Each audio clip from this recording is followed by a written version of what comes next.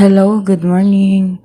Good morning guys, good afternoon, good evening. Ayan, so, depende po guys kung anong oras nito mapapanood. Kung morning, hapon, or di kaya gabi. Okay, so meron po tayo guys sa inyong isi-share na tutorial na napakahalaga. Okay, so dito po guys, kung makikita nyo, may dalawang pattern na nasa itaas. So ito po talaga kasi guys yung pinaka-importanting pattern, yung pattern number 4 at saka yung pattern number 5 siguro. Ito number 3. So, nakalimutan ko talaga guys. Andito kasi lahat guys. Ito naman kasi guys, ang pattern na ito yung mga kapares ng numero. At yung pattern na ito yung mga sumada ng numero. Okay, so meron na dyan guys, kompleto yan. Meron ng, ito yung apat na sided na paganon, paganyan. So, apat yan guys na sided. Okay. So, nandito na po tayo guys. Meron po tayo dito example ng sumada. Ito po ay STL ng Camarines Norte. Okay.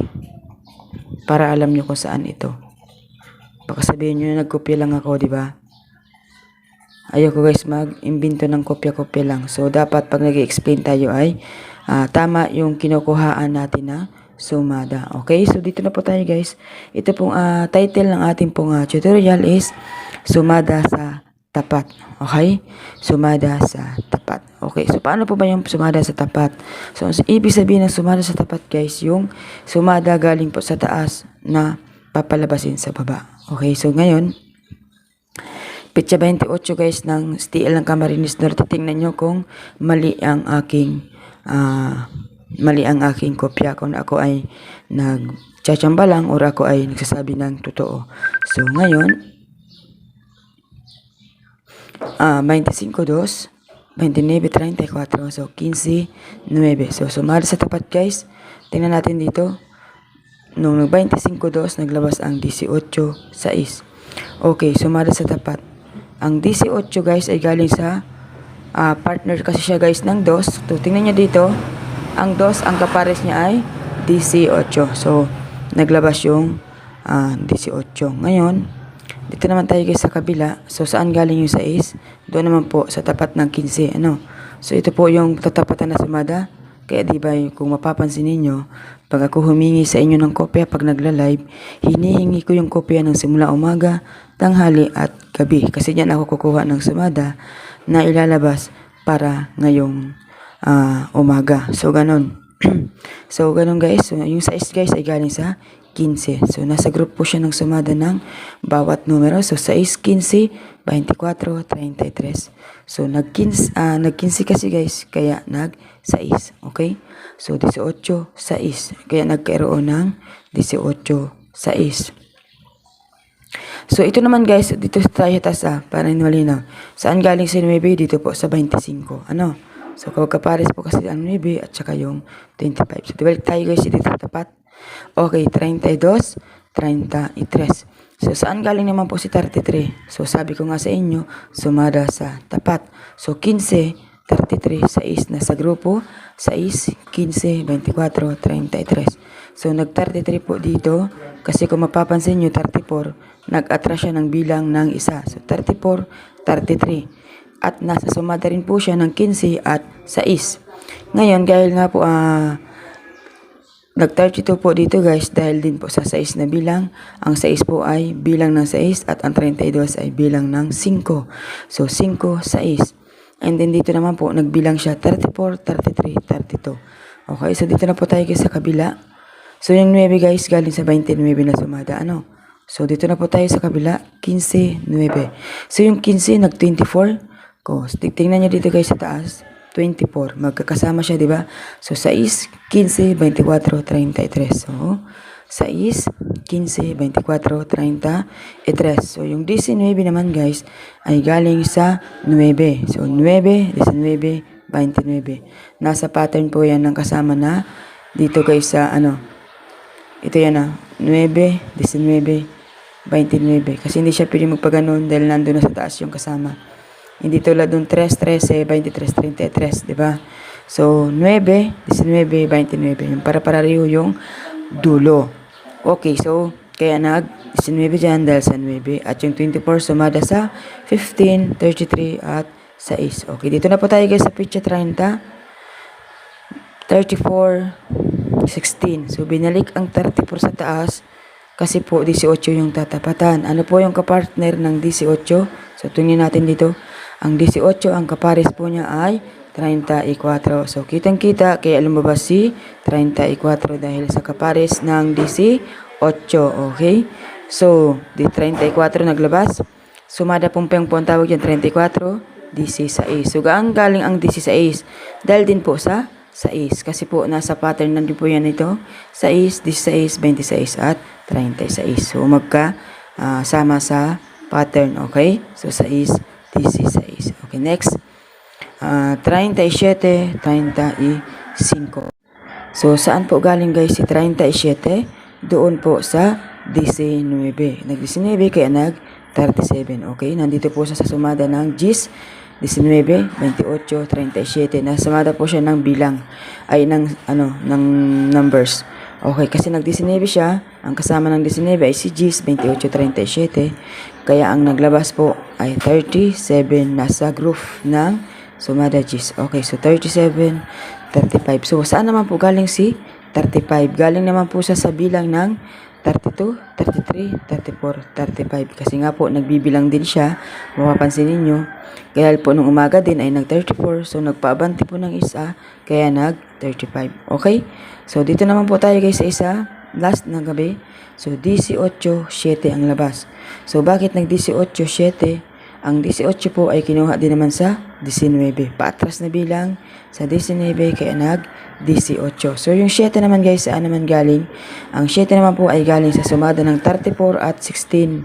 3 plus 4 is equals to 7 and 1 plus 6 is equals to 7. So, nandito po yan sa sumada ng 7. Okay, so tingnan nyo. 7, 16, 25, 34. So, 16, 34. So, malaki talaga yung chance na si 7. Okay?